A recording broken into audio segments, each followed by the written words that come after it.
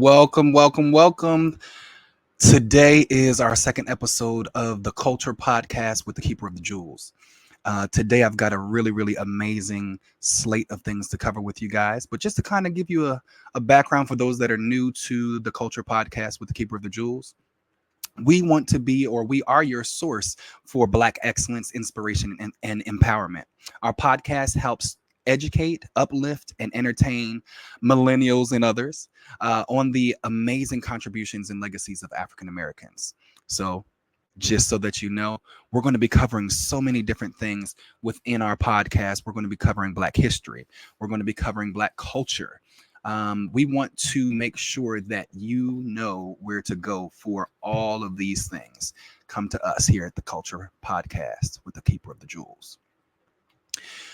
My goal, my mission statement for this podcast is I help create the honest narratives of American history from African American perspectives for millennials and others that tell our truths, inspires, motivates, and empowers healing and reconciliation by using our artifacts, our stories, and digital products to help create a more inclusive and diverse human experience.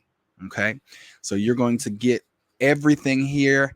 I'm really excited. Make sure you check out our first episode to really go over in depth our full mission for the podcast.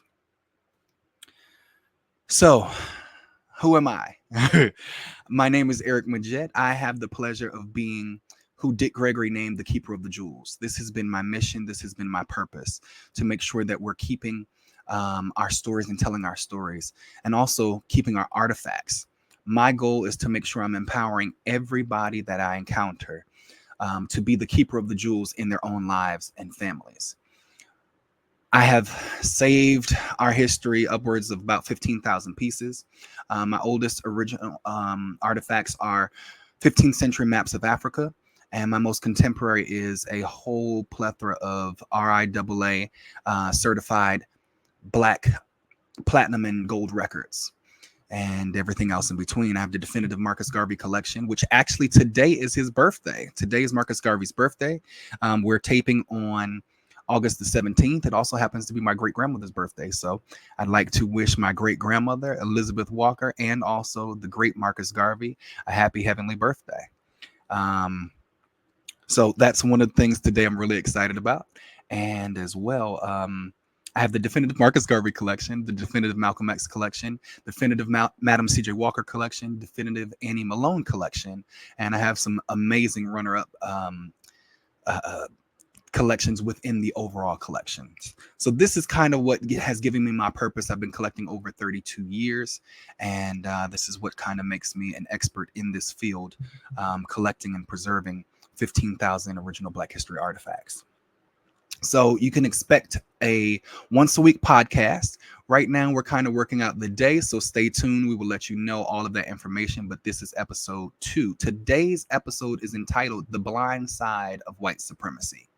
So to give you an overview of today, we're going to have a special guest, my brother, Ernest Crim III. You know him on all your social medias. Man has taken social media by storm by educating everybody on Black history. He is an amazing resource. We will go into his bio momentarily. And then after the interview and coverage with Brother Ernest, we're going to go into discussing The Blind Side, the actual movie, or actually the inspiration behind the movie, and this new lawsuit that was filed by Michael Orr. So stay tuned, and we'll be back with our segment with Ernest Crim III.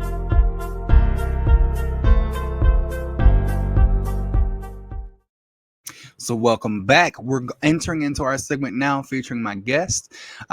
This is absolute delight. I'm really excited because I have with me today Ernest Crim III. He's an anti-racist educator.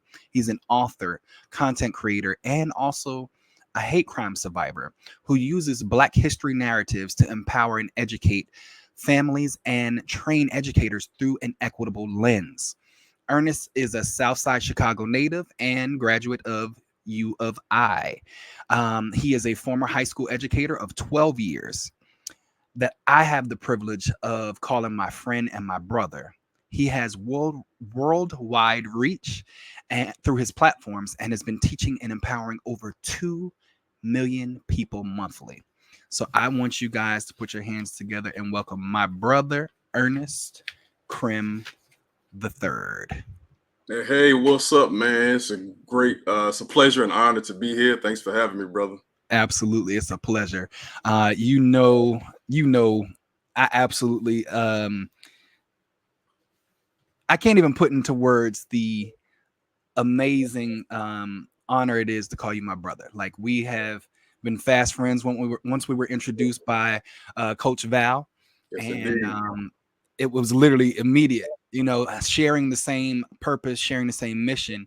It is definitely an honor to have you on the show, and for you to be my first guest of the season. Likewise, man. Um, Looking forward to it. Definitely. So the first question I really want to start off with, and I actually should have told you this before. Um, Normally on every episode, what I have a guest do is to bring on an artifact of theirs that means something very important to them. Because what I want to do is really encourage our people to start becoming the keeper of the jewels for themselves and for their families. And is there a piece that you have that is very near and dear to you, that either represents your family history or someone that you love in history? Yeah, I would say, I'm not sure if this is going to be video too, but I Yes, have it a is. picture of on my bookshelf of Mhm. like my ancestors and those who Mm. passed away. My my some of my grandparents, my great grandmother, and I have a picture of my great grandmother, Willie C is what her name was. We actually just had a family reunion a couple weeks ago, Mhm. and it was based on her side of the family, her husband's side. And I just love that picture because that was around the time when I met her. I Mm. was relatively young when she passed, but I do remember being at the last family reunion before we had this one in 2023 and seeing her. And it's just a reminder, of that legacy. And on the other side, my maternal grandfather, I have a picture of his grandmother who helped raise him because he had a young mother. And it's a Mm. black and white picture. So, and when I see her, I literally see myself because I Mhm. have many of his features and my mom's features. So, those are near and dear to me. Okay, so it is video, so we do have the video portion of it. So if you want to share the picture, please feel Oh free. yeah, yeah. Let's go Okay. ahead and grab them since we're here. You know. So this is my maternal Yeah, great bring that a grandmother. little bit closer. Okay, oh, I got this light. Okay, there There we we go. go. Yep. There we go. Yeah, so that's my mother's So that's Willie C. great grandmother. This is my mother's great grandmother. Her name is Helen Shelton. Okay, gotcha. Okay, and then we have Ah, that's Willie C. Willie C. Burns right here. Okay, All right. beautiful. Yeah, thank you, man. Yeah. Now, see, that's really what I want to encourage because right now it's our responsibility. You know, as a gatekeeper, it's our responsibility to really encourage our history because who else is better to tell our history than us? Mhm. We have enough people telling our stories, as we're going to talk about later on with the blind side. That's a prime example of the need for us to control the story, and control the narratives. So it's very, very important that we are the ones that are starting to preserve, not only just to tell our stories now, but to really be good stewards over the history that we have now, because those coming after us will have a hard time being able to trace their history. Some documents are actually coming available a little bit more now than ever, but if they don't know the information, they don't know the names to be able to do Right. this research. It's up to us now that do know and care to write these things down, to preserve them, so that it's easier for the next generation to be able to know their history. Yeah. Because as a teacher, as a educator, we know the importance of self-identity, and creating that self-identity is paramount by having a foundation of knowing who you are Yeah, and where and you it's come a great place to start. When people talk about history, you don't have to be, a professor. You don't have to have a degree. Like, start with your family's history. Teach your children that. Teach yourself that. Ask your relatives questions, and then you can then focus on the broader context and feel it. fill in the blanks. Yeah.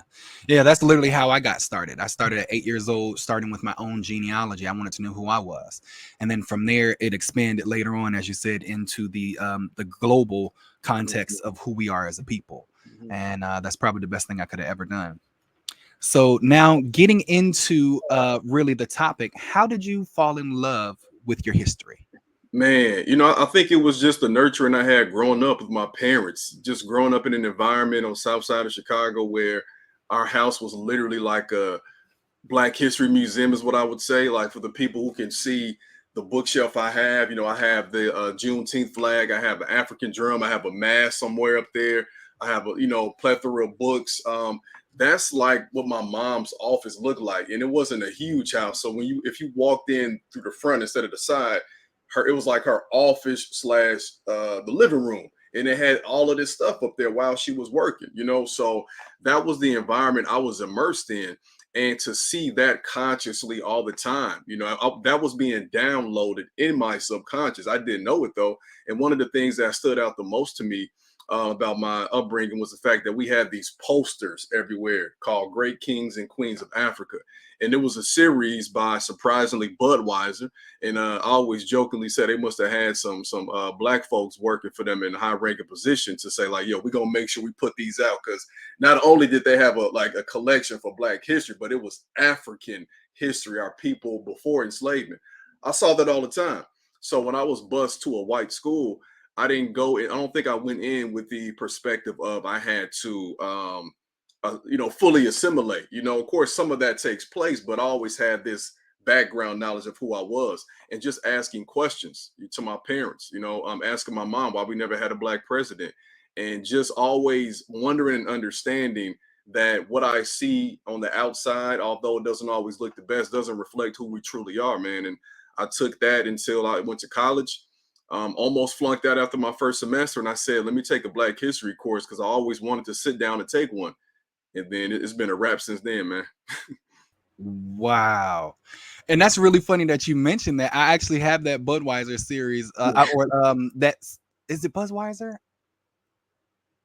I can't It's remember like which one. there are drawings of all. Yeah, Yeah, I have that yeah. whole thing, and then on the back of them, it gives the background of I each have to one say of if those I can leaders and find everything. those, man, for my Yeah, kids. I Keep got moving. them. I actually remind me, and we'll go ahead. I'll get you a copy of them. Okay, okay, Yeah, because I'm actually going to be creating a series based off of those. powerful. So yeah, we'll definitely get back up on those. So one of the things that really was a defining moment that I realized in your life, that over 25 million people witnessed the horror of, um, was a hate crime that you actually experienced that was committed against you. Really, really sad. But I think it's a very important part of your story. So if you don't mind, I'd like to go ahead and show the people so that they can get an understanding of who you are and how you got to where you are now. Definitely. All right.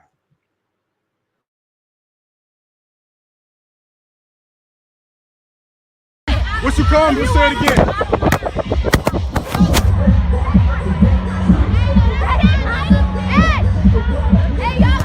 Say this. She knocked my phone. So if I hit her, what happens to me? What happens to me? What happens to me? She knocked my phone out my hand. She calling me a nigga. Y'all gonna let this happen? What type of people are y'all? You don't know me, man. We don't bother. You're acting like a nigger. Oh. You act. Keep saying it. And what did you call my wife? Give me your name too. Give me your name. Give me. Over me and call me a Check it out. nigger. Check it All out. over Check it me. out.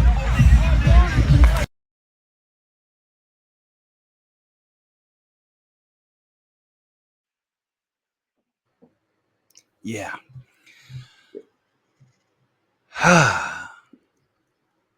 The restraint has been noted across the world.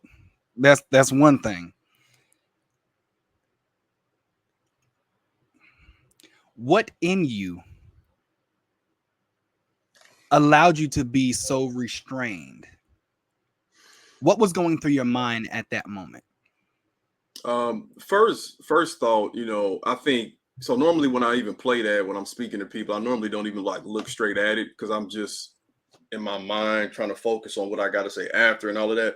But every time I see it, I notice something different, man. You know how they say a picture is worth 1,000 words? That video to me is worth 1,000,000 words because I see something different every time, especially after what we experienced collectively and saw in Montgomery. You know, I've reflected on it a lot since then, actually. And I think the biggest disappointment I had, which I've said numerous times, was we had no help, but we had what we thought we did. You know, like when I have white friends, and my white friends know how I roll. And I couldn't call them friends unless they knew how I rolled, unless I knew where their heart was. Right. I couldn't imagine them sitting there. Like, I mean, I couldn't imagine. I'm sorry, I couldn't imagine myself sitting there if they somehow decided to say that word to another black person I didn't know. Like that to me, we'd be fighting. Like that would be fighting my friend. Or so I think the disappointment I was, if you notice, I was directing it towards them a lot. Right. And I What think, kind of people are you? yeah, What I heard. like y'all. So those were her friends. Those are her friends. Those are her friends. She was with two black people. One was a brother. And in my mind, how I grew up, my mentality was not, I never really thought about fighting her. My mindset was I'm gonna be fighting him. Right. So I'm keeping, as I'm recording, I'm keeping a close eye on him to see if he jumped. Right. He never looked at me. And this was a shorter, swole guy. So I knew he was probably strong. So I'm just keeping myself ready, you know what I'm saying? Just in case. And I just couldn't, in my mind, like, he never looked at me. He never said a word. It was the other black lady saying everything. Yeah.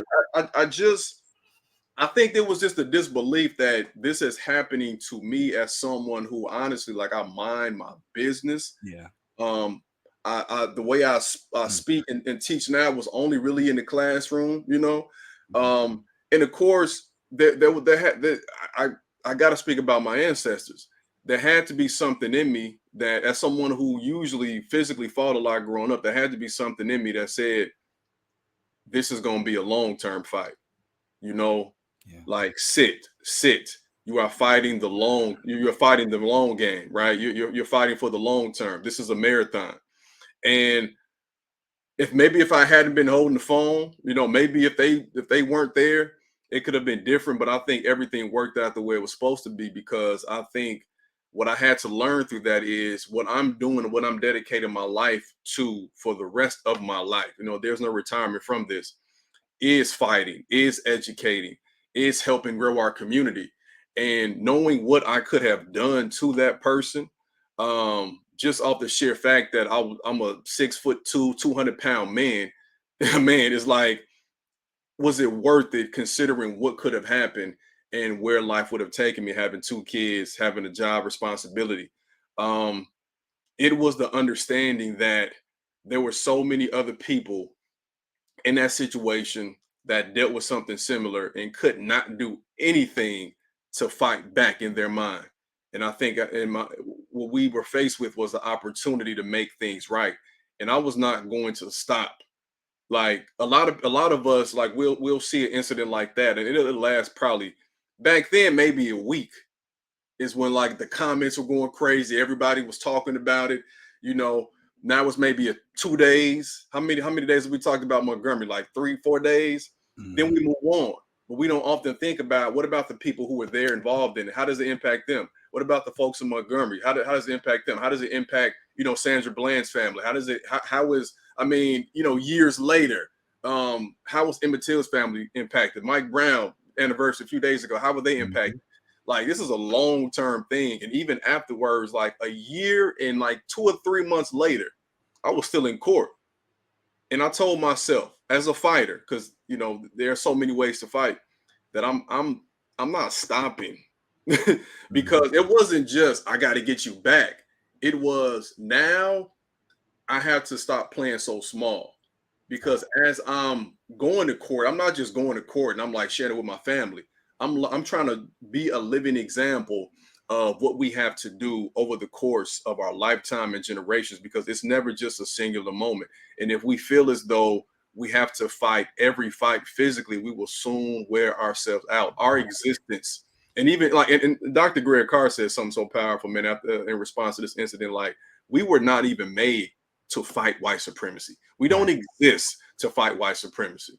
Yeah, So the onus is not on us. not on It's us. actually on white people. It's on them. So Yeah. we perfected how to react. We perfected how to sustain ourselves through this travesty of an existence that we, have been brought in with them. We've made the best of it. We've made great things, but we are at our core, at our essence, we are creators and we are builders. And I never for 1 second thought that what she said about me was true. Right. But it did make me angry, because how dare you? Yeah. And then the other thing that I really want to point out that people may not know just from the short clip was that crime was committed against you and your wife. Yeah. Now, what they really couldn't see was when she spit, she spit on your wife. Right. Yeah. Yeah. I love Cassie. I love her because yeah, the restraint both of you showed in that. Unbelievable. And to be on the same accord, because like if she had jumped across and started hitting her, then it would have been, 2 against 4, 2 whatever. It would have been. And the thing that's interesting too is like, there was a lady who eventually came, because I think she kind of felt like something was going on, but it was loud music. We were kind of isolated, so a lot of people didn't really know what happened or what probably would led up to it, because afterwards, like, she's fighting the cops. She's trying to call the cops on us. This is bizarre, the whole scenario. She was, before I started recording, she was trying to call the cops over. So by the time they got over, after this happened, they go after her, which is like, in my mind, I'm thinking, you calling the cops over, you saying this. If I jump on you, who are they gonna think? They're not gonna stop and look at the video. Right. They're gonna see a black man just, dude with a fro. Yeah. Like whooping on this. Yeah. What's gonna be his first response? These armed security guards. Yeah. I ain't got time for that. This was like a week after Alton Sterling, Philando Castile. So if she had jumped in, bro, it would have been a wrap. Yeah. And I'm just saying in terms, ain't no telling what would have happened. Right. Yeah. And that's sad that we actually have to be conscious of these things, even trying to balance our natural reaction to protect ourselves. And you protect your wife, all of these things. There was so many things going on, so many reactions that could have happened. And it's really sad that we have to be fortune tellers and all these things and take into account every scenario in the situation before we respond. We go in there, bro. Like, this is a majority black event, but we're still at this event cognizant of all of that. Yeah. Even though she was the minority in that situation at that event. And of course, with white supremacy, that privilege, they're always thinking that they're majority in the world anyway, and that's a lie. Well, let's just dispel that myth. We are the majority of the world, the darker people, as Mark Scarby would say. So we have to actually start stepping out of that minority mindset. We are the majority in the world. And that's another reason why we actually need to stick together. And it's so amazing in the time frame that we are now. We're really starting to mimic and really tap into the spirit of our ancestors, even with Montgomery.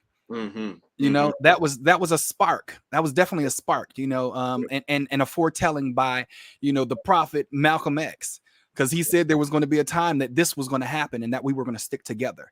So, we're actually fulfilling prophecy still, even today, How did this impact your life, and did it shape or change your direction? Yeah, man. It was so there are things in life, like, I feel like we're destined to do, or we're supposed to do. Some of us don't always take the route we're supposed to because of systemic circumstances, just a whole bunch of variety of issues that can come our way. I believe, I know I was supposed to do what I'm doing now, and maybe it would have taken me a little bit longer to go out there and do it had this not happened, but it would have happened eventually. It just accelerated it to me, because how we work as people is, even, it's like somebody will tell you something needs to be done, but unless something's attached to it, like, you can get this, or this is going to happen if you don't, the punishment or the reward, we don't often feel the angst to do it. Like, prior to that, I was considering you know, people will find this funny, honestly, like in hindsight. I was going to I was actually starting to write a book on health because I had gone through different, you know, different diets and stuff. And Mhm. after college, trying to find different ways and things. And it was going to be called The Psychology of Losing Weight or something like that, man. Mhm. Because in my mind, I kid you not, earlier that year, because me and my wife were saying we need to have some type of side business or something. We were going to do like natural cleaning products, and we were going to do like, I was going to do this health book and speak about that. And I remember telling myself, there are already enough people speaking about Black stuff. I kid you not, I said that. There are already enough. And I'm telling everybody out there, there's never enough for what you want to do. Right. And for what you want to do, it doesn't mean that it's going to be out in the front. Like it's what you do. Like there are never enough chefs. You know what I'm saying? There are never enough artists. There are never enough scientists. Like we need your particular contribution. It might be on the same side of this puzzle, but it's a different piece, you know? So it made me say, as an educator, like I was already mentoring kids. I wasn't doing speaking engagements. I wasn't doing like, you know, public social media posts, but I wanted to teach because I wanted to mentor, and I felt like history was the best route to remind us of who we were. This told me, all right, bro, you gotta stop just doing this in your class though. Like you gotta do a little more. They already took down my Facebook page, so it was like, okay, make a public Facebook page. Now I'm gonna start posting videos. One of my inspirations during that time was Kev on Stage. I remember seeing him a lot, liking his videos, and like, man, this dude just sit in a room and talk to himself. How does he, like, you know, on a camera? Like, how does, and at that point, I wasn't even thinking about it. I got something to say. My first video was an update to people. My second one was, it was like the Freddie Gray situation. So then I started going in on that. Then Colin Kaepernick happened. I started going in on that. And it just became a thing where, like, you know, videos became my outlet. And then I began speaking to people about my experience. And I said, look, if this could happen to me, right, I'm sure this is happening to our kids.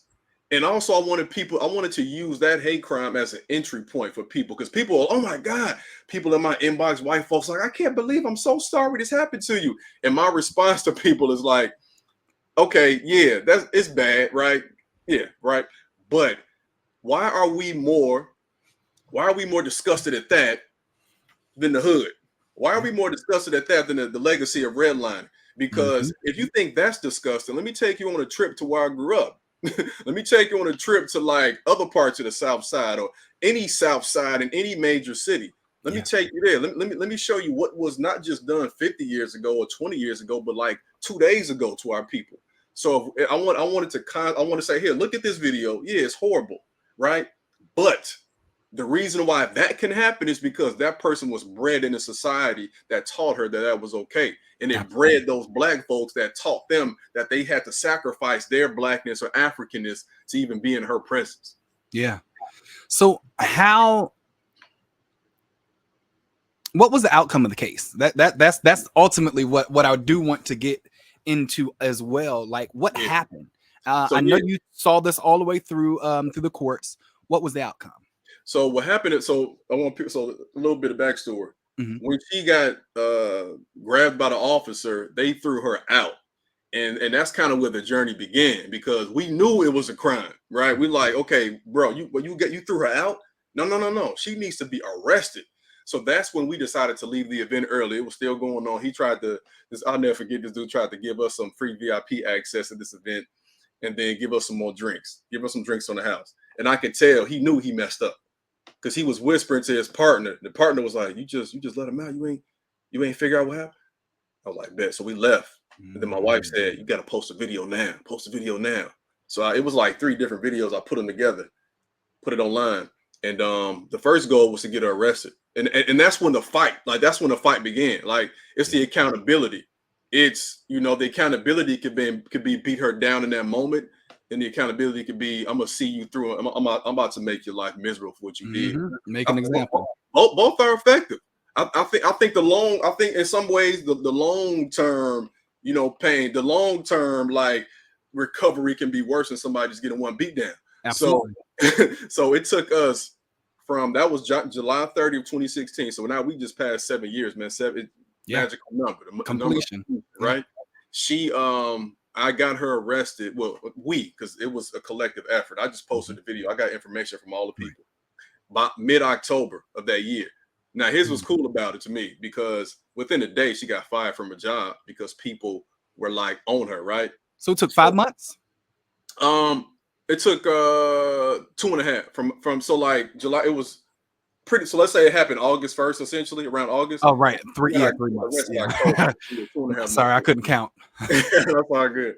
No, so she got fired immediately. People, bro, was sending me her. I had her address. I had everything. I had her address, all of that, man.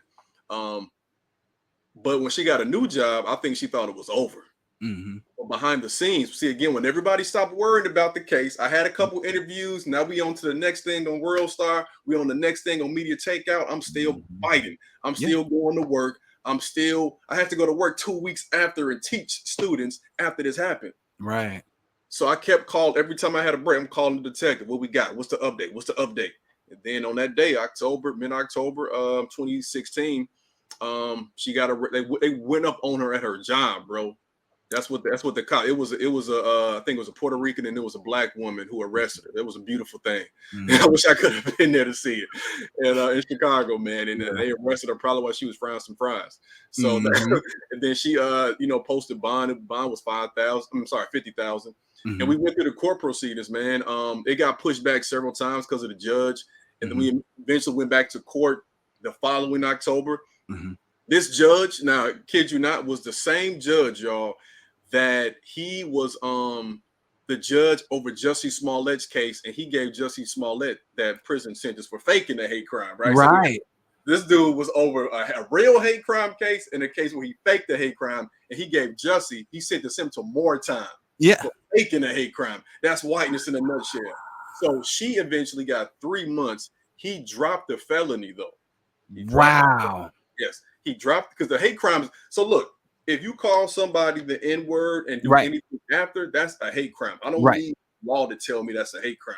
So even though it wasn't classified as it, it's a hate crime. He just decided because of the experience he had as a white man in America that he didn't think that it was proven that she was violent or she spit because of our race. It was just that she was a bad person. He says something like that. If you ever find the file transcript, man, he said some nonsense like that. So she got 3 months in Cook County jail, which I would have preferred the felony, right? You know? But I just, for me, it's like you got to go to jail, something. And in my mind, bro, because I'm like that elephant, bro. I don't forget. So it was like as I sat in court and we were waiting the sentence, and I'm looking at the judge and. She's to the left of me. It was like the weirdest thing, bro. I told myself, and I never told the assistant state's attorney this, of course, but I was like, yo, if she don't get sentenced, then I'm going to jail. and bro, it would have been a physical fight a year and some later because of my let me go through this route. Let me do this. But if y'all don't do what y'all supposed to do, justice will take place. It would be even crazy because y'all gonna arrest me, but not arrest. You know what I'm saying? So that's kind of how that happened, man. Of course, like wow. I think it's poetic though, because you know what, in this country, she shouldn't have got sentenced to a hate crime because this entire country, the existence of it is a hate crime. So they can't even see how something could be influenced by hate because their entire existence in this country is because of hate. Absolutely. So it's like the air they breathe. So to me, it was almost like the unfinished story. She got 3 months for the assault, not for the hate crime. That reminded me that I still got work to do. Yeah. Not for the system, but for our people. Wow. Bro, I didn't know this part of it. So it's so much it's so much to break down with this in itself. You know, this is bizarre. But this is the blind side of white supremacy. Exactly. How completely poetic and I'm really messed up because I didn't know this part of the story. When I came up with the episode title, but even seeing like this is a blind side of this white man's supremacy. Like literally, he couldn't even get into his mind that this was the seed of hate. If you couldn't put your finger on one. He saw and they wheeled in like, and mind you, I'm this sure they had a big screen. Chicago, like Chicago was trying to prosecute this as a hate crime. They brought in the TV, they showed it to them. We had all the evidence. Now imagine if I didn't even have evidence. Right. Then it wouldn't even be no point to argue Right. the case. Yeah. It would be your word against hers. She would have lied, all that type of Right. stuff. So it's poetic to me just because like I know and I dedicated my life more so to teaching us because and I do the anti-racist stuff too when I'm doing staff stuff and all that type of, but it's mainly us and our kids because I want them to know that it's probably you're gonna probably face something like that or something systemic. You might not even know it's racism, right? But I want you to be so empowered that inspires you to keep going because, like again, the best, you know what I'm saying, the best defense is a good offense. We got to be more proactive. Like here's the quote at the beginning of my book: if you don't know who you are, anybody can name you, and if anybody can name you, your answer to anything. So like I apparently didn't answer to that. Because like that ain't like you ain't gonna disrespect me and my family and my wife like that. Right. So every time I speak, every time I go somewhere, I carry us with us, and I'm reminding people of what she did. Absolutely. That's a hell of a fight right there. Yeah, no, it really is. It's still, man, I'm just in shock. But also, I kind of want to segue right into what actually kind of spawned out of that experience. You actually created a book. Your first book was Black History Saved My Life. So I definitely want everybody to go ahead and go to your website to check out your book. Make sure you support my brother, his book, really get to know his story. I'm sure you guys have been impacted and captured by his story, which we shared so far. Make sure you actually get his book so that you can actually understand the entire story. And definitely, again, Black History Saved My Life by Ernest Crim III. And you didn't stop there, though. You wanted to take it a step further. Staying in the true fashion of an educator and a griot, you decided to go ahead and do your second book, The ABCs of Affirming Black Children. Yeah. What? Yeah. Oh man, you know what? I left my copy in the other room. No, like, I got matter of fact, you got a copy by you? I got I probably was shoot. It should be right straight ahead. Is that a picture? I got so many. I'm looking all over. Yeah. We're working on the second edition. I'm working on that. Nice. Hopefully get that out. Volume 2. Fall. Yeah, we're just gonna update it. Got a few people I want to add. I want to add a couple little activities and stuff. But man, it's I just having kids. My kids. Well, I got 4 now. But at that time, I had 2. They were 3 and 1. So like there was no. Couldn't explain it to them, right? Right. But raising them while I was growing in this work, I just realized how important it is for our kids to know who they are. And even just thinking about the important role affirmations played in my life growing up, that's one of the most important stories I tell people is the affirmation my mom gave me when I was young, or even just the affirmations my dad gave me as well. And I wanted to say, let me reverse engineer my story now.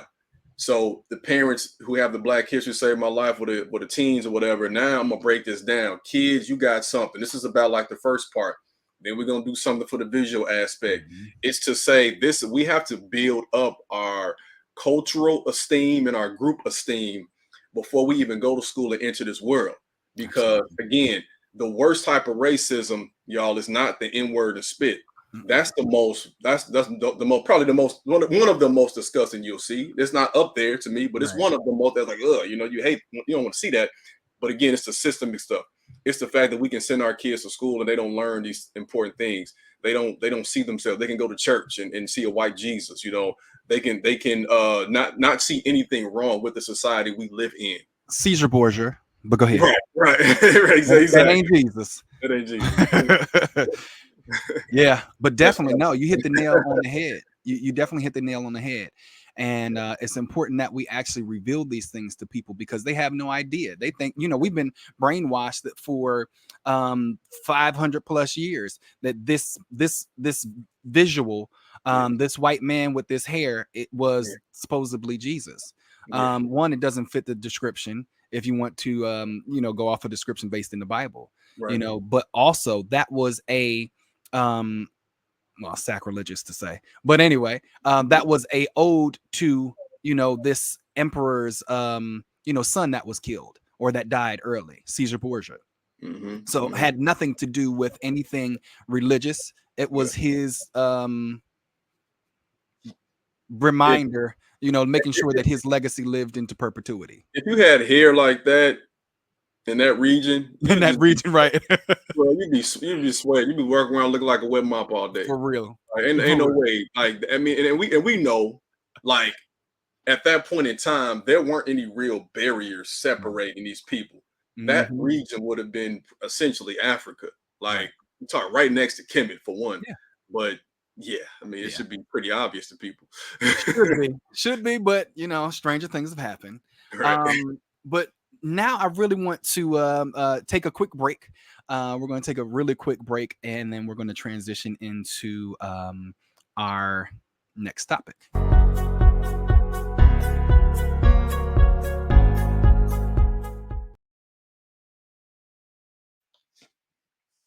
Is brought to you, and our sponsor for today is actually blackhistoryarchives.com. This is where you can go for your Black History wearable art, support a Black-owned museum by buying your wearable Black History artifacts. So we have on the website, you can go ahead, as you see here, blackhistoryarchives.com/shop. You can go on here and get a plethora of Black History artifacts inspired wearable art. So we have t-shirts, we have posters, patches, pins, caps, everything. We have literally all your Black History needs. Make sure you go in there and check us out. So that's our sponsor for today, blackhistoryarchives.com. Now we're about to get into some interesting stuff. Continuing on with our topic for today, the blind side of white supremacy. We're actually going to get into the story of Michael Orr. As you guys know, the movie The Blind Side that starred Sandra Bullock. This is that Michael Orr which we're talking about. So a lot of people don't know. A lot of people don't know or realize that the story, of course, was slightly fabricated for your enjoyment. That's one of the things. And that's actually one of the things that he took issue with, was that they use this story, and actually, which is traditional when it comes to white supremacy, there's always a white savior complex that happens in a lot of our movies. They have to insert themselves into the story to become the actual, hero, if you will. And the whole premise of The Blind Side, the movie, was about Michael Orr, a homeless Black teen, had drifted in and out of the school systems for years. Then Leanne Toohey, played by Sandra Bullock, and her husband, which was Tim McGraw in the movie, Sean, take him in. The Tooheys eventually became Michael's legal guardians, transforming both of his life and theirs. Michael's tremendous size and protective instincts made him a formidable force on the gridiron, and with his help from his new family and devoted tutor, he realizes his potential as a student and a football player. So that's the premise of the movie. And there's so many different things. If you go on, I like to encourage our people to actually find out facts for themselves. If you go on the web and search the Shelby County courthouse or probate court, you'll find the actual filing from Michael Orr. So you can go into details. It's very thick, and this is a double-sided packet. But there's a few things that I want to kind of point out, Ernest, and then we can kind of go into details about what you think. So just kind of giving the basis of the story, the real story. Right now, Michael Orr is 37 years old. Okay. He grew up in the Hurt Village projects in Memphis. In April 14th, 1996, he wasn't even quite 11 years old when he was put into the system. He became a ward of the state. He was one of 12 children, and he wound up getting lost in the system, as most of our kids do, in the court system after they're taken from their homes and put into other homes that don't reflect them, group homes, all kinds of things that don't even do anything for them as a child. But that's a whole nother subject. The difference between the movie and the story was Michael was actually a smart kid. Michael actually, the sad part was he attended 11 schools in 9 years. Mm. Was left back in the first and second grade. And as an educator, you know, kindergarten and those first couple of grades are the foundation of any education. So if you are missing, you know, elements in your foundation, of course, you can't build upon it. But anyway, Mm-hmm. summer of 2002, one of his friends' fathers, Tony Henderson, actually saw Mike's drive to pursue a better life for himself. So he actually got in contact with the principal of the Briar Crest Christian School and got him admitted. Okay. His junior and senior year, he excelled in basketball and football and also was a great student. He made the first string in Tennessee All-State games for both football and basketball. He was selected to play in the Army All-Star Bowl his senior year. Now, by this time, his senior year, he has football scholarships pouring in. Okay.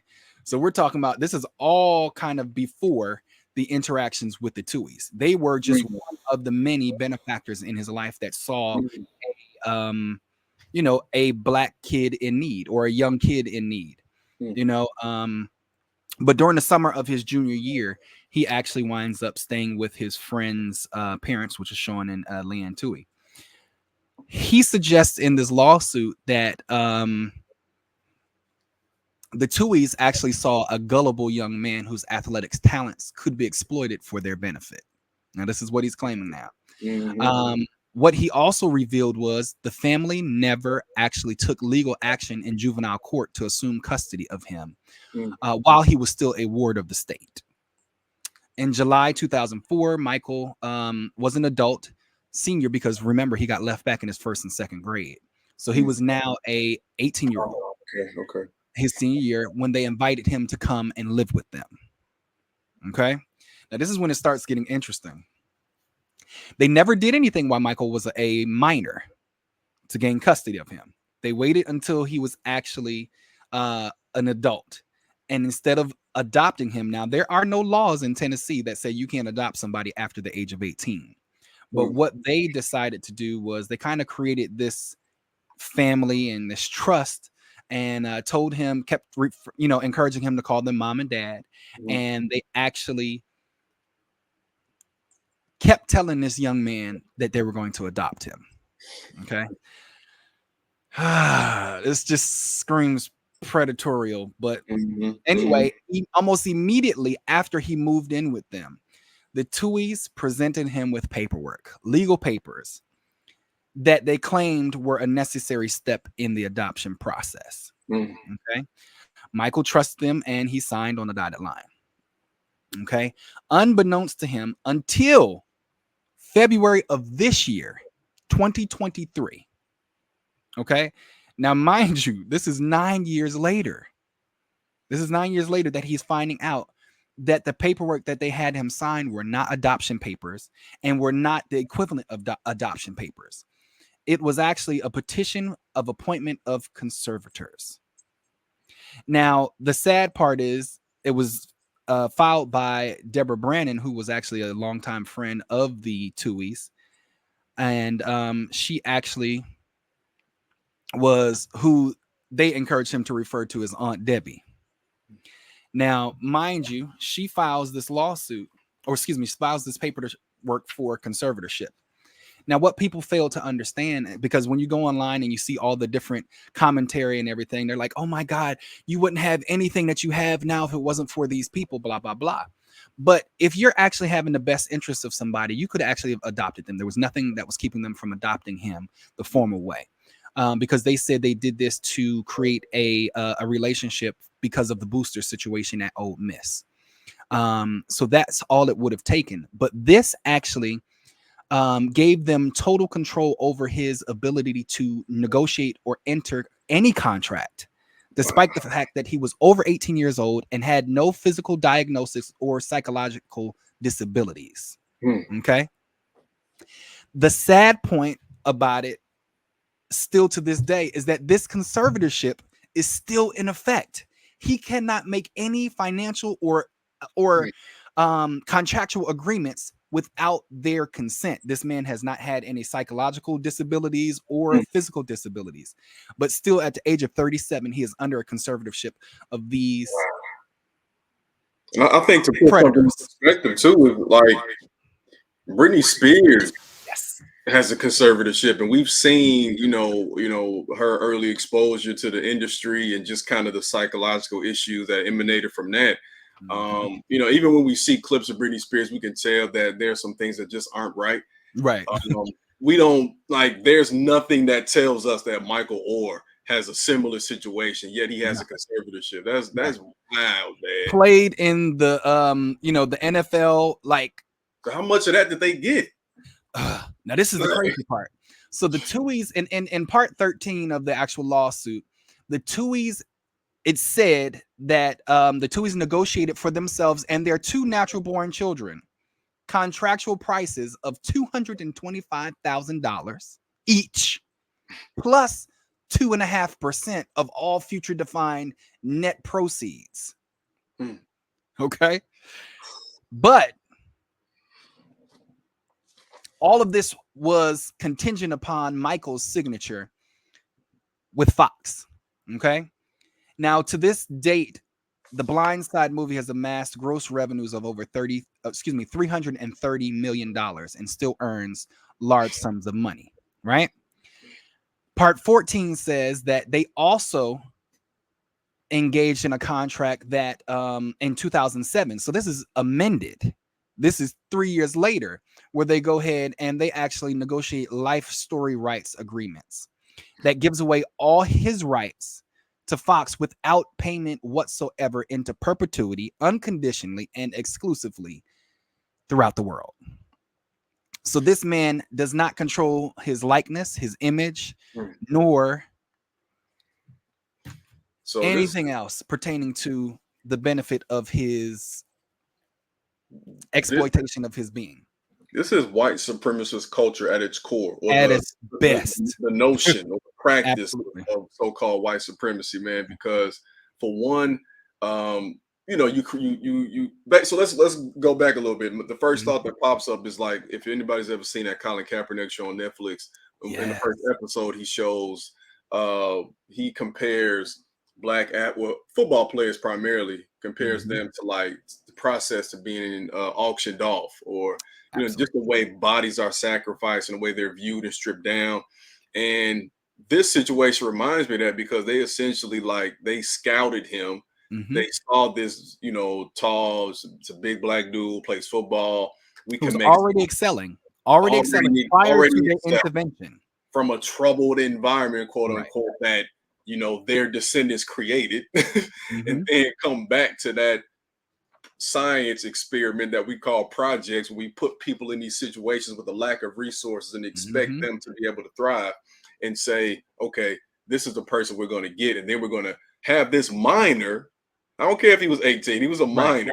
Well, he was a minor before then, but also even if you did in those circumstances, it's just it's unfathomable, because this shows that you had something in mind. How was that your thought process, bro? Like, how do you think of, I'm going to completely take advantage of this child? And not only are you going to take advantage of this child, that's your mindset, not helping give them a stable environment. I'm going to take advantage of them financially, and I'm going to make a movie about the story. Right. And actually, the author of the book is their longtime childhood friend of the Tuohys. So the original author of the book. I want people to understand how dangerous this is, and how he needs to win this case. But this is very dangerous, because regardless of the outcome of this, for many Americans, for many people worldwide, the image is already supplanted in our mind that he was saved. And this narrative in white culture that we need them to save us. Right. We need y'all to save yourself. Stop being racist. Like, you're hurting yourself. But it reeks of not just the white savior mentality, but also this mindset of they need us. We have to help them. Poor black children. If it wasn't for us, they wouldn't be able to fill in the blank. If it was I was watching this clip of this documentary, I think it was from the 60s, and they were interviewing this white guy whose ancestors enslaved black folks in South Carolina, and they were asking him about like how you view black people, and he was essentially saying like, well, we think slavery was a good thing because without it they wouldn't know English or they wouldn't be able to read. Like y'all, like no, no, like your measurement of intelligence is not the end all be all. It is not widespread. Like and it's so sad, but that's the mindset they have, and that's what they infiltrate. It's not just the blind side.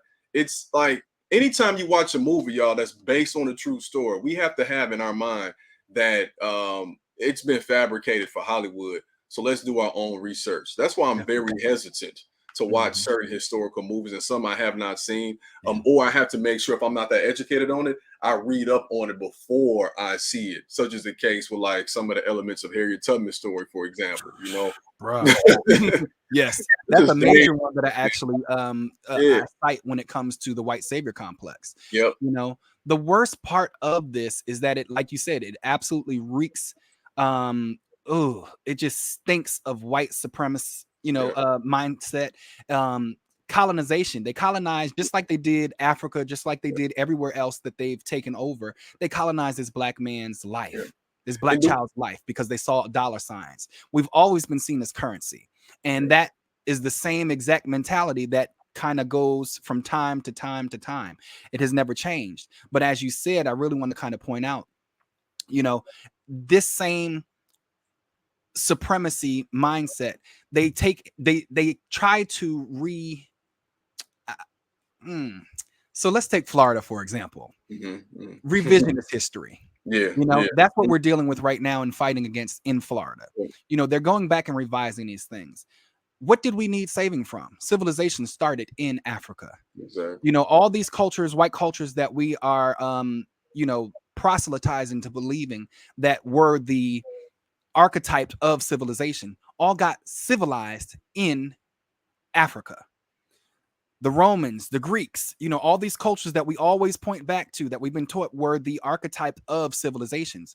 They were civilized and taught and trained in Alexandria. Alexandria is where? Egypt. Egypt is where? Africa, the cradle of civilization. So even when you go back to the definitions or even the actual creation of civilization, it's in Africa. So what were they saving us from?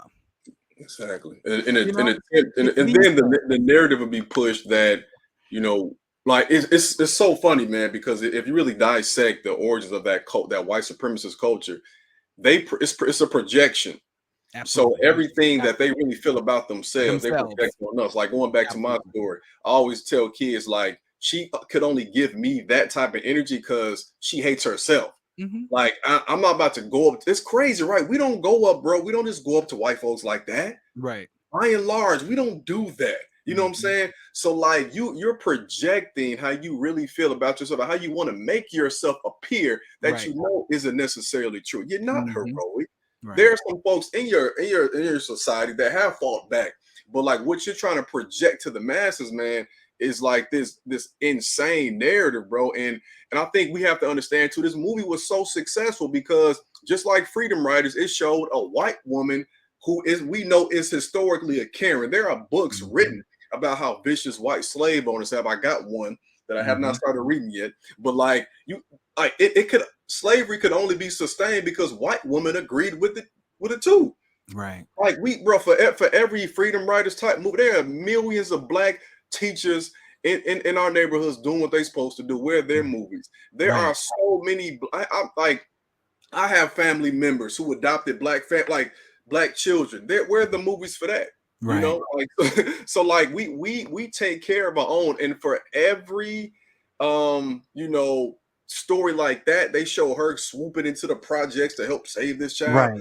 I'm pretty sure that there were black folks in Michael Orr's life. Oh, definitely. It's spelled out. And he says in particular that there were other benefactors besides them. They were some of the later ones, but they actually, he says basically that they were the ones that capitalized on it. They saw that this gentleman, and this was a thing that was very detrimental. And he also, causes that it caused damage to his brand, his life, and everything that he's still experiencing now. And the issue with that was that he the movie actually benefited more and was turned to make her, basically the white savior of the movie. It took away his intelligence. They made it seem like he was actually disabled, mentally disabled or developmentally disabled, which was not true. It even showed in college, like his record now shows that he was actually on the dean's list, all these things. He's excelled in math, he excelled in reading, all these things. So they took away these things to be able to sell this white savior image. This was all purported and intentional. They really colonized this man's story, revised the history, to make themselves look like the hero of the story, which is everything that you were just talking about. It's a mentality. And that's so funny when it comes down to even to the name of this episode, The Blind Side of White Supremacy. White people don't see this as something that is detrimental, as co-opting, as dangerous. This is that mindset that you're talking about, that you have to be a sick person to want to change the story so that it makes you reflect as something that you're not. Why can't you just be happy with who you are, what you do? Right. Why do you have to change a story, make somebody else's life damn near deplorable, just to be able to say that you did something great? Why couldn't you be a great human being and just do what you needed to do and didn't have to take over this man's life? Yeah. So what makes it even worse is the lawsuit in section 15 goes on to say, if they knowingly allowed this deal, and the deal that they're talking about now is where they actually gave away all rights into perpetuity exclusively worldwide. If they knowingly went into this or allowed this deal to happen, while securing millions for themselves and their kids, they actually breached their fiduciary duty and should have to pay Michael all the money that was received from the film, plus interest from the time that it was received, plus punitive damages, and to be determined, by the court or whatever. But the thing about it was, they even went back in 2010, 3 years later, they went back and amended the agreement of the life story rights, which Michael never received money for. They donated $200,000 in the name of Sean Toohey to their family's foundation because of the success of the movie. Allegedly, it said that, it didn't go directly to them, but also they're saying that the company did not inform Michael of this amendment that happened 3 years later. But then even on top of that, like, his lawyers now are really, like, he's got some good representation, because it's going into now when they go further down. And when I tell you this is like crazy, I want to say it's 30 something pages, but ultimately I'm going to skip down to the back because there's some things I do want to point out. So in section 32, he's talking about how he's still suffering continued damages and wants an injunction to stop them from using his name, his image, and his likeness, because they're still using it. His name, his face, everything is tied to every stream of income that they have right now, even down to their foundation. They're still using his image. They've purported this lie that they've adopted him, that he's their adopted son and everything. And that's the basis of all their income, her speaking engagements, all these things. Now, the family has come out and kind of, the father and the son has come out and kind of, been trying to combat this and said that Michael came to them and was trying to extort them for 8 figures. And that was how this breakdown in communication started. They call it extort. Yeah, right. When they've extorted him from the beginning.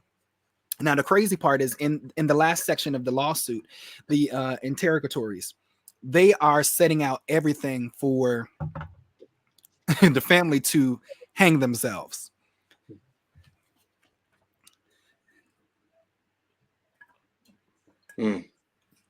Here are all the questions that the lawyers want them to answer.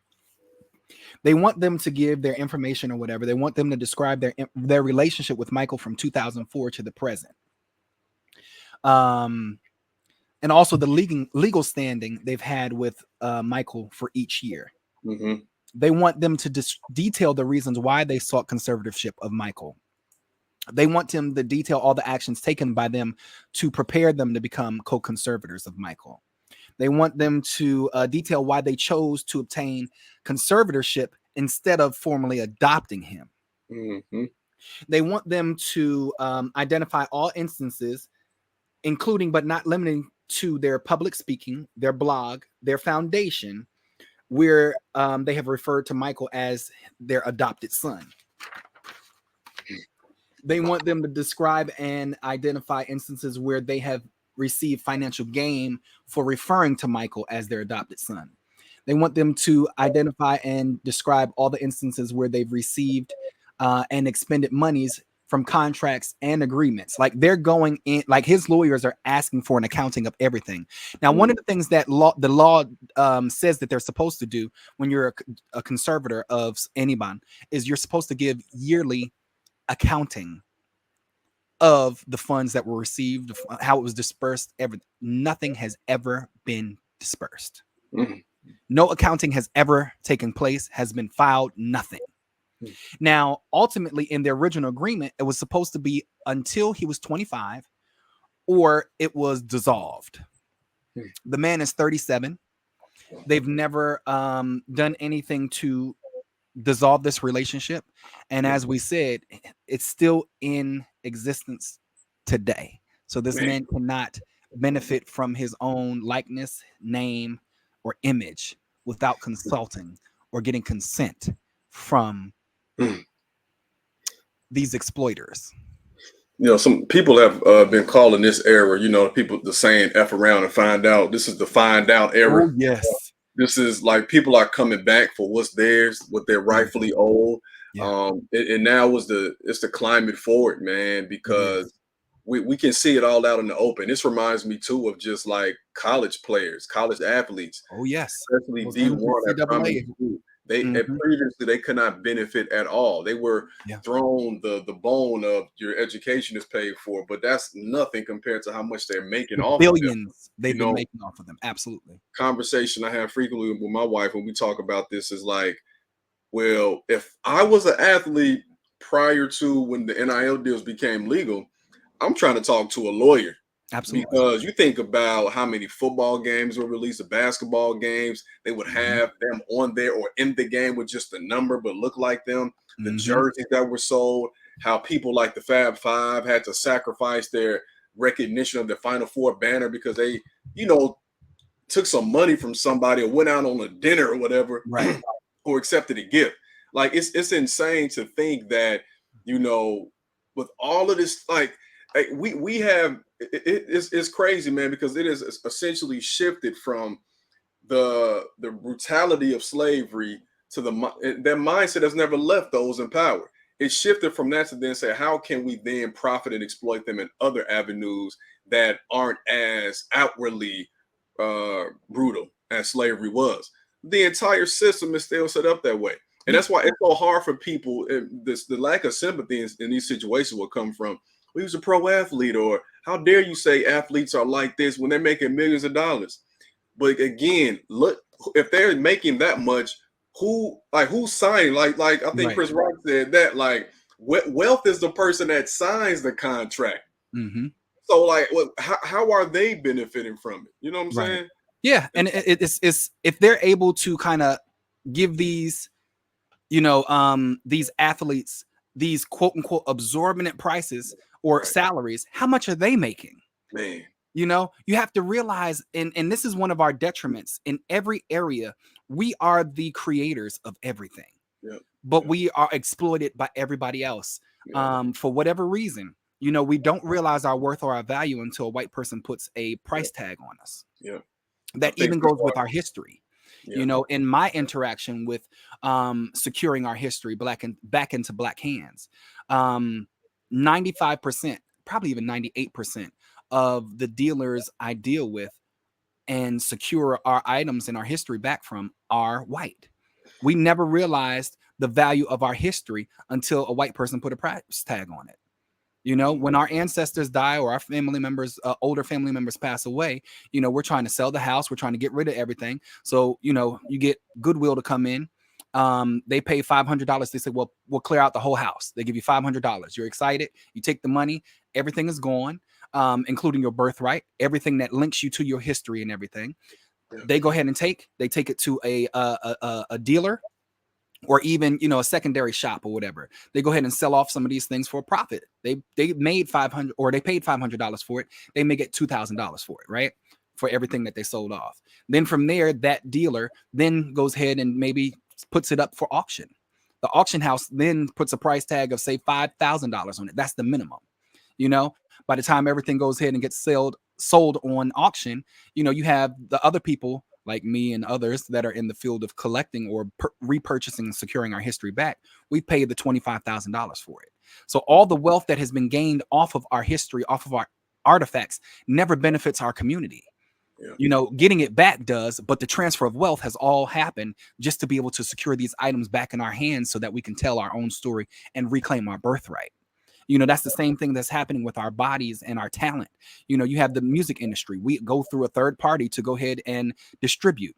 All distribution in every field, whether it's the NFL, the NBA, the music industry, it goes through a third party that we feel that we have to have in order to, you know, get what's, you know, owed to us.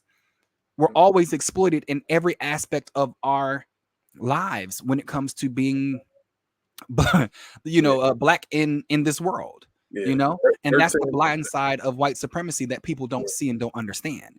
You know, we're getting scalped in every area, whether it's an agent, whether it's, you know, the Tuies that are coming in and quote unquote, you know, being this white savior that's coming in and providing this best life for this kid. But what they did was they changed the narrative that took away his power. It took away, you know, his tenacity, his grit that showed all the things that he did. You know, he's the one that excelled in school to be able to be eligible to be in sports. You know, he was on the dean's list. That all was stripped to be able to sell this image, this story, this colonization of this black man's life that allowed them to steal to today. Even when this lawsuit is filed, they still have conservatorship over this man right now. Why is that okay? That's the blind side of this white supremacy. Man, it makes you think of the record label contracts. Everything. You know, for us to be roughly 13%, which it's more than that, but roughly 13%, we are the cornerstone of the culture. Of culture. Country. Absolutely. The, you know, pop culture, the media, the arts, and they realize that. So their strength in this situation, in this forced relationship, then is creating the avenues that we legally have to go through in some ways to fully maximize our profit. Like, you know, we think about the 50th anniversary of hip hop, man. This is a black culture, black American culture that we created and cultivated from jazz, really. Like, jazz artists were doing a lot of that. Soul and funk artists were doing that. We put it together, and we're not the biggest benefactors of it, you know. No. And like, you know, it's the same thing. Like, even going basketball with Jordan. Mm-hmm. Jordan is a billionaire, but like, how much is Phil Knight worth? You know what I'm saying? Like, absolutely. But there is no like Phil. There's no Nike. Forget all that. Like, there's no. There wouldn't have been a Nike, right? Yeah, there wouldn't have been a Nike without the endorsement of Michael Jordan. There's no shoe collected. Yeah, everything has been built off of black bodies. It reminds me of Fannie Lou Hamer, where she's talking about, you know, the flag was drenched with black blood. You know, this country was built off of black bodies, and the wealth of white supremacy has been built off of black bodies and continues to be built off of black bodies. You know, first it was the auction block. Now you have the NFL draft. Now you have the NBA draft. Now you have the record industry. Yep. Now you have the film industry. You know, all these things are taking advantage of black people and our talents. Yep. We create the culture that goes worldwide, but we benefit the least from the culture. And if people don't assume or think that it's that important, like, oh, it's just sports, or it's just, you know, this is just music. Mm-hmm. I give you the story of the Mizzou football team a few years back. It might be like 2018, I believe, 2017. There was some racism going on at Mizzou University. A lot of black organizers on campus were standing up to protest the hate crimes that were going on, the racial tactics. and the president at the school was not doing anything about it. He was just whatever. And students were protesting during the homecoming parade, everything. He was ignoring them. All of a sudden, the football team said, okay, all right, they banded together, variety of different brothers and different backgrounds actually. And they said, but we're not going to play unless something's done. That president stepped down, I think, within a day.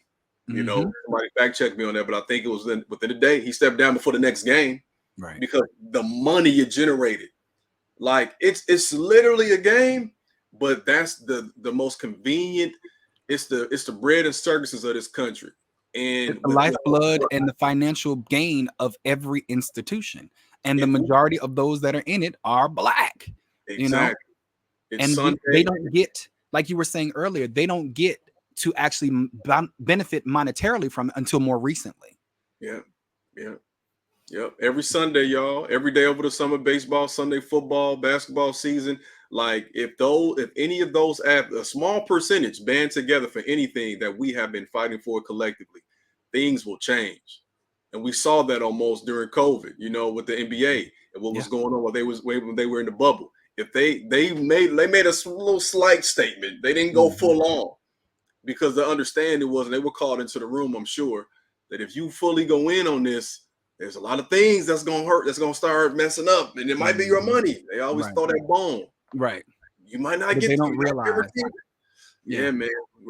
We don't realize, and let me personalize that. We don't realize our value. We don't realize that if we move collectively, if we actually work in our best interest, everybody else will have to follow. Yeah. We've kind of think about, what we have to lose, or they throw in our faces what we have to lose, but they don't realize we have everything to gain if we stick together. They cannot do anything. That's just like when you look at your hand, you can break off a finger, but once you put these jokers together like this, you can't do anything with it. And that's the collective power that we have right here. So it's not just about an individualistic aspect. That's what we got from Eurocentric culture, the individual, dog eat dog. But once you put these appendages together and actually form a fist, there's nothing that can break them. Yeah. I mean, Colin Kaepernick, again, using that as an example. Absolutely. I mean, he has been able to do very well, and he's become an icon because of the statement he made. Yeah. There were a couple, I think it was Eric Reed who got out there with them too. I'm sure there were some other folks. I can't remember the names right now, but just imagine how much further a lot of things would be if it was a collective thing, as opposed to some people talking down to him publicly and years later after he's out the league trying to do different things or, form partnerships with the league and stuff like that. It's just another example, man. And until we collectively, not individually, have that courage, a lot of these issues will remain. But I think that we're waking up to it. It reminds me of the cyclical nature of history. As you know, and most people don't even know this, but the whole Colin Kaepernick is kind of a retelling of what happened when it came down to Muhammad Ali. And you had the other athletes that banded around him. You had God, he just died. Russell. You had Brown. What was his name? Jim Brown. And how they all banded around him, and that's how he was able to get back in because of that support. When the athletes came together, and that was across sports. It wasn't just in boxing. It wasn't just in football. It wasn't just in NBA. He had Black athletes that came together. And the same thing, if we had that same unity that they had then with Kaepernick, this could have been a whole different situation. But in order to start wrapping this up and concluding, I see this as a part one. I feel like we're going to have a part two because this conversation definitely goes on beyond this story. But also, this is just the beginning of this story. So we probably need to follow along with this. But first of all, I want to thank you for sharing your time with us. Thank you for being who you are. Thank you for your commitment to our culture. That's the most important thing with this podcast, the culture podcast with the Keeper of the Jewels. We actually want to make sure that we are instilling in our people the importance of culture, our culture that has influenced the world over. So I want to thank you for your commitment to the culture. I want to encourage everybody to make sure they go ahead and follow you. You can follow Ernest on all social media. It's Mr. Crim III on almost all of his social media. Today we covered Mr. Crim's story. We also covered Michael Orr. I want you guys to make sure that you support Ernest in everything that he does. Make sure you get his books. Make sure you cover all his. Also, we forgot to talk about the Black History Club for kids. So make sure you guys are following him. Make sure you go to his website to find out any other information about all the amazing things and opportunities that he provides to advance your kids and also your knowledge. We all need this as adults. Mm-hmm. So make sure you guys support my brother. You cannot go wrong with definitely engaging in all his social media. The man is a social media or content creator mogul. Like, he puts out some of the best information that you can find that is supported by everybody across the world. He impacts over 2 million people monthly. Let that simmer. 2 million people monthly. This man has also, with his story, has impacted over 25 million people, has seen his story, and actually has pushed him into the influencer that he is. So make sure we support our Black creators and educators. So I want to thank you for that. Also, everybody, please follow me on social media at the Keeper of the Jewels or at the Mr. Majestic on social media. Also, feel free to leave a review on this podcast episode. Make sure you go ahead. We're available in all your podcasting stations that you decide to go ahead and listen to. Support us there and definitely leave a review. Thank you so much. Again, this has been a pleasure. Thank you for joining us and spending time with us with the Keeper of the Jewels. Ernest, thank you. Do you have any closing remarks? Thanks for having me, man. And just shout out to you for the great work you're doing. So I'm proud of you. Thank you so much. I appreciate that.